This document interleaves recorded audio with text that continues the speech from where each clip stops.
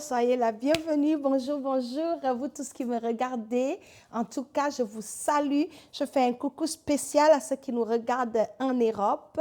Soyez bénis, que le Seigneur puisse affermir et fortifier votre foi. Eh bien, si tu nous regardes pour la première fois, je m'appelle FIFA Marie-Thérèse, mais tout le monde m'appelle FIFA. C'est court et c'est sympa comme nom. Le sens du prénom FIFA veut dire messagère de paix, il y aura la paix. Et moi, la paix, c'est quelque chose, un fruit de l'esprit que je me bats à garder dans ma vie.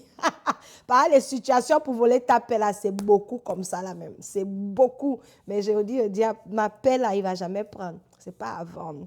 Alors, soyez la bienvenue. Installez-vous, invitez la voisine. J'ai un message d'encouragement pour nous tous aujourd'hui. S'il vous plaît, n'oubliez pas de vous abonner à la page et soutenez-nous. Partagez la vidéo aux membres de vos familles et puis appuyez la petite cloche de notification qui va souvent être comme alerte. Si vous vous abonnez, ça va vous avertir lorsqu'on a des nouvelles vidéos. Donc voilà, sans plus tarder, nous allons commencer. Et le message d'aujourd'hui, Dieu m'envoie nous dire, nous tous, moi-même aussi, il nous dit qu'il va nous sortir de là. Écris ça quelque part. Je vais sortir de là où je suis là. Et Dieu dit, il va nous sortir dans quoi on est. C'est de ça que nous allons parler. Tu es peut-être dans une affaire, tu ne sais pas comment sortir. Dieu va étendre sa main et puis il va te sortir de là. Il va te secourir, il va te sortir de là. Il n'y a aucune situation sur cette terre qui existe, qui peut résister à l'intervention de Dieu. Dieu est Dieu. Dieu concerne là. Il est au-dessus de tout. Il n'y a pas de situation que tu vas expérimenter sur cette terre qui peut dépasser Dieu. Alléluia. Alors, sans plus tarder, prenez vos Bibles, appelez la voisine. Moi, je suis la copine de la voisine. Appelle la voisine, regarde l'émission avec elle. Nous allons lire le psaume 18, versets 17 à 20. Je lis la parole de Dieu. Du haut du ciel, il étend sa main pour me prendre, me retirer des grandes eaux. Il me délivre d'un ennemi puissant, de gens qui me haïssent et sont plus forts que moi. Il m'affrontait au jour de mon désastre, mais l'Éternel a été mon appui. Il m'a retiré du danger, il l'a éloigné de moi, il m'en a délivré à cause de son affection pour moi. Je bénis la parole de Dieu. Le Seigneur va te sortir de là à cause de son affection pour toi. Tu sais, le Seigneur t'aime. Des fois, les gens aiment douter. Les gens, s'il y a un amour qui est 100% garanti, là, c'est l'amour de Dieu. L'amour de Dieu, c'est un amour, non, que tu peux être sûr que ce n'est pas amour des gens, ils t'aiment à midi.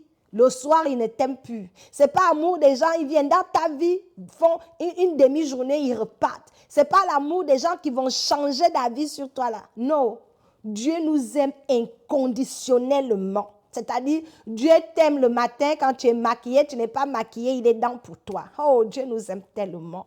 La Bible dit que Dieu nous aime tellement et rien ne peut nous séparer de l'amour de Dieu. Même pas les situations de difficulté, même pas les attaques de l'ennemi, même pas ton passé, ce que tu as fait de mauvais. Rien ne peut te séparer de l'amour de Dieu. Je veux que tu prennes d'abord conscience de cela et que tu te le dises, Dieu m'aime.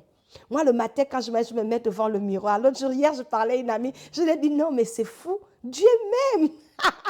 J'ai comme eu la révélation et je l'ai dit sur le téléphone. Je lui ai dit, non, Aline, je crois que Dieu doit m'aimer.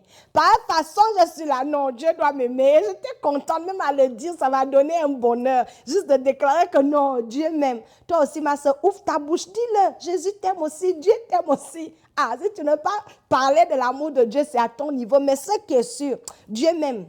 Je suis convaincue de ça. Alléluia. Alors, on va aller dans ce message. Qu'est-ce qui se passe en fait dans le passage que je viens de lire? C'est David qui est en train de parler. David ici est en train de parler de la situation. Il dit dans le désastre, dans le malheur, quand tout s'est écroulé dans ta vie là.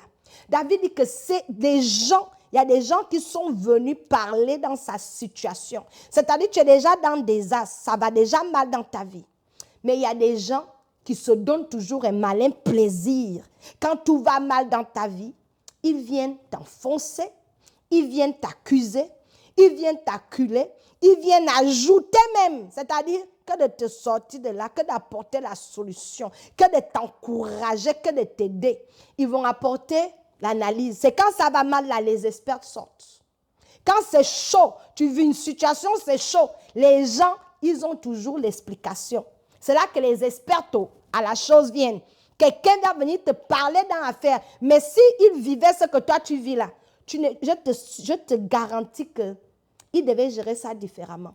Il y en a, ils viennent parler dans ton affaire. Si la chose arrive à ces personnes-là, ils ne tiendront pas un jour. Il y a des gens comme ça dans notre vie qui viennent nous enfoncer. David dit, il m'affrontait au jour du désastre. Et il dit, mais l'Éternel était mon appui. Nous aussi dans notre vie, on a des gens comme ça. Pendant que je parle, voilà, thank you Jesus, thank you God. Il y a une illustration qui vient dans mon esprit. C'est l'histoire des amis de Job. Job était dans une situation, c'était dur sur lui. Il a perdu argent, bien, prospérité, femme. C'est-à-dire le diable avait touché tout ce qu'on pouvait toucher dans la vie de quelqu'un. Il était dans un désastre que le diable avait touché à tout. Physiquement, il a touché. Ses biens matériels, sa famille, ses relations, il avait gâté. Donc, les gens, pendant que je lis le verset là, l'image qui me vient en tête, c'est les amis de Job. Job avait les amis. Quand c'était chaud pour lui, ils se sont déplacés, ils ont voyagé pour apporter leur analyse. Il disait à Job, est-ce que tu es sûr que toi-même tu n'es pas clair? Ce qui t'arrive là, est-ce que toi-même tu n'es pas derrière ça? Tu es responsable de ce qui t'arrive. Quelqu'un, ça va mal. Vos accusations, ça va changer quoi la situation? C'est déjà gâté. C'est déjà gâté. Pardon. Si tu ne peux pas me relever, ferme ta bouche. Si tu ne peux pas m'aider, mieux tu fermes ta bouche. Si tu ne peux pas comprendre ce que je vis et te tenir derrière moi, mieux ne parle pas. Les experts qui viennent toujours intervenir dans les situations de crise, quelqu'un vit sa douleur, on apporte maintenant notre analyse. Faites attention. Il y a des situations, les gens vivent et ils ne sont pas responsables de ça. C'est venu te trouver. Quand ils accusaient Job, eux, ils ne savaient pas. C'est toi et moi, quand on lit la Bible, on a toute l'histoire, qu'on comprend que Job n'avait rien fait. Alléluia. Donc, les gens peuvent aussi vivre des situations où eux-mêmes, ils ne comprennent pas ce qui les arrive. Et ils ne sont pas responsables de ce qui les arrive. Donc, monsieur, madame, expert, pardon. Laissez votre expertise pour analyser vos propres vies. Mais quand quelqu'un est dans le fond là, le mieux que tu puisses faire pour cette personne, c'est ferme la bouche. Si tu ne peux pas sortir la personne du fond, si tu ne peux pas apporter solution, mieux ne dis rien. Mieux, ferme la bouche. Alléluia. C'est de ce que David dit ici. Il dit que ces gens-là sont venus contre lui au temps du désastre pour l'enfoncer. Alléluia. Ces gens-là viennent en fait pourquoi? Pour empirer la situation, pour accuser, je ne vais même pas me répéter.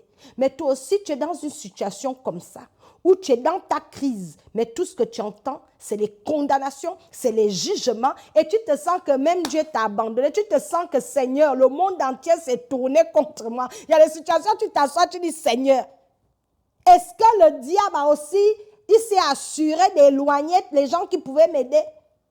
Il y a des situations que tu vas vivre dans la vie comme ça, où les gens sur qui tu pouvais compter, là, ils vont même te tourner le dos. Tu te retrouves seul face au mur.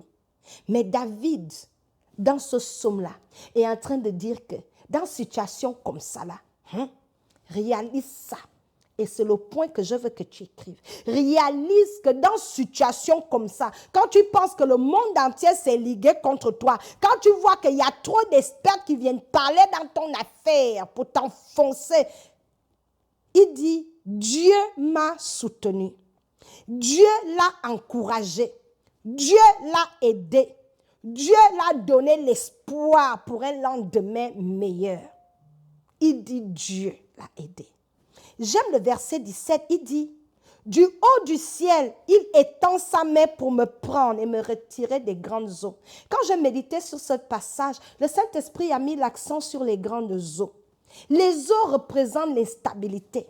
Car les eaux ne sont pas solides. Il dit, Dieu l'a retiré des grandes eaux. Quand Dieu te retire des eaux qui sont instables, la situation n'est pas maniable, tu ne peux rien, tu n'as rien même pour t'accrocher, même il ne te reste plus rien même pour t'agripper comme ça, tu t'accroches.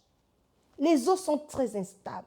David était dans cette situation-là comme s'il se sentait noyé par les eaux. Mais Dieu l'a retiré des eaux.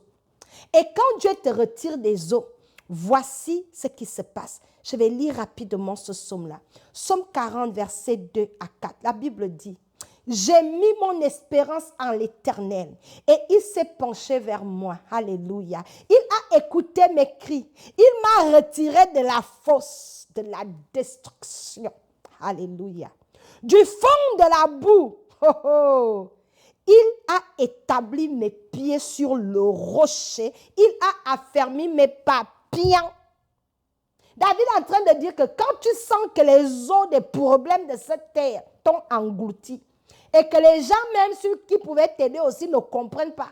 Quand les gens qui pouvaient te sortir du trou aussi sont même dans le coup, font partie du problème, s'assemblent avec les eaux pour t'engloutir. David dit que Dieu l'a enlevé de ces eaux-là et il l'a mis quelque part où c'était solide. Et la Bible dit que Dieu a mis ses pieds sur un rocher. Il a affermi ses pieds. Quand Dieu te sort des eaux, il te sort de l'instabilité des eaux, de la douleur, de la confusion des eaux et il t'amène dans un endroit sec, dans un rocher. Il a fermé tes plats, tes pas.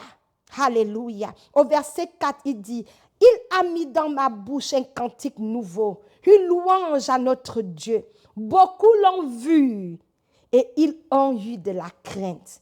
Ils se sont confiés en l'Éternel. » Je bénis la parole de Dieu. Dans ce verset-là, David est en train de dire que c'était chaud. Il était dans un désastre et puis il n'y avait personne pour l'aider.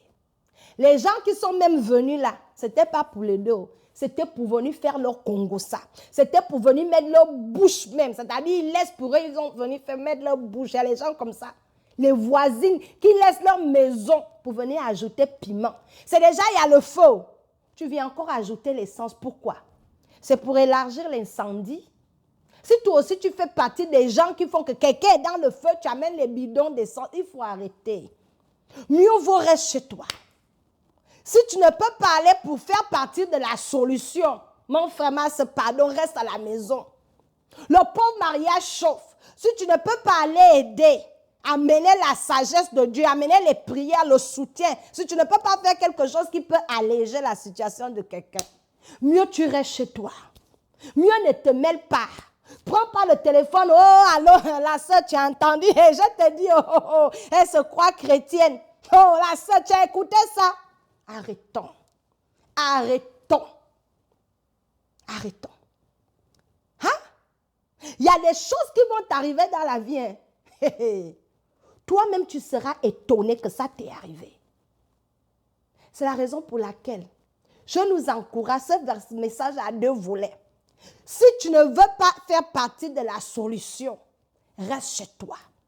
Refuse d'être l'ami de Job. Les amis de Job, c'était les amis qui viennent t'enfoncer.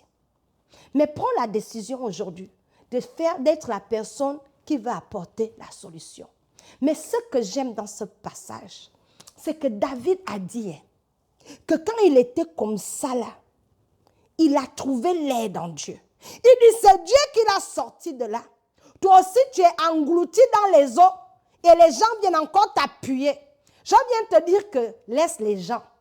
David a dit, c'est Dieu qui l'a soutenu. C'est Dieu qui l'a secouru. C'est Dieu qui a tendu la main pour le sortir de là. Et je viens t'annoncer que le même Dieu est vivant dans le ciel. Situation tu vis là, il va te sortir de là. Il va t'enlever des eaux et il va t'établir sur un rocher. Et la Bible dit que quand l'Éternel est avec toi, tu ne chancelles pas. Je viens t'encourager, te dire que ne laisse pas les eaux là t'engloutir. Regarde à Dieu comme David, parce que Dieu va te donner le secours. Il va te sortir de là. Il va t'aider. quand il n'y a pas l'encouragement, ma sœur, prends la Bible. L'encouragement, il y a comme ça versé dans la parole de Dieu. Ne sois pas là à téléphoner X ou Y, raconter ton histoire, expliquer. Tu n'es pas fatigué d'expliquer le même problème. Crie à Dieu. David a dit, quand il s'est trouvé dans la situation où tu es là, dans le désastre, il n'a pas dit allô, allô, ma soeur. Il y a des sœurs, même tu penses, elles vont t'aider. Le moment que tu dis au revoir, elles vont appeler une autre. Tu as entendu ça, tu as vu ça, on va transférer, ils vont envoyer. C'est toi, ils vont manger midi. Fais comme David. Dis, hey God, have mercy. Seigneur, sors-moi de là. Pas les situations, tu ne vas pas expérimenter. Toi-même, tu ne comprends pas. Les gens même ne comprennent pas. Mais je viens te dire que Dieu comprend ce que tu vis. Ce n'est pas nouveau. Dans l'histoire de la Bible, les héros de la Bible ont vécu des situations. Des situations, tu te dis, ah, comment un homme de Dieu va vivre ça? La Bible dit que Dieu était avec eux. Et je viens te dire que Dieu aussi est avec toi. Et il va te sortir du désastre dans lequel tu te trouves. Aussi longtemps que tu vas crier à lui et que tu vas trouver l'encouragement dans sa parole. Ma soeur, ça va aller. C'est ça le message d'aujourd'hui. Je suis venue te dire, ça va aller. Dieu va te sortir de là. De la même manière qu'il a fait pour David. Il va te sortir de là. Et quand Dieu va te sortir de là, ton histoire va servir de témoignage à la gloire de Dieu. Et les mêmes gens qui sont venus mettre bouche t'enfoncer, Dieu va leur donner la vie. Ils doivent vivre pour voir ta délivrance. C'est comme ça que Dieu fait. Il met devant toi une table. Il ondule ta tête. Alléluia, Somme 23. La Bible dit, il ondule ta tête. Il dresse en présence de tes ennemis une table. Et ta coupe déborde. Alléluia. En présence de tes ennemis. Les mêmes gens qui sont venus t'enfoncer là, Dieu va te relever et de leurs propres yeux, ils vont assister à la délivrance que le Seigneur va t'apporter. Et ils vont avoir la crainte de Dieu. Parce qu'à la fin de l'histoire de Job, les amis là, Job a dû prier pour eux, pour que ça aille bien même dans leur vie. Alléluia. Je vais m'arrêter ici, c'était le message d'encouragement. Soyez bénis. Et sachez que votre désastre n'est pas permanent. Aucune saison n'est pour rester. Hier, on était en été. À l'heure où je vous parle là, c'est l'automne ici au Canada. Après-demain, bientôt, c'est l'hiver. Donc, les saisons ne sont pas pour durer. Une saison vient, une autre. Une saison part, une autre vient. Et le désastre dans lequel tu te trouves là va faire place à une saison où Dieu va t'établir au nom de Jésus. Amen. Soyez bénis. Merci.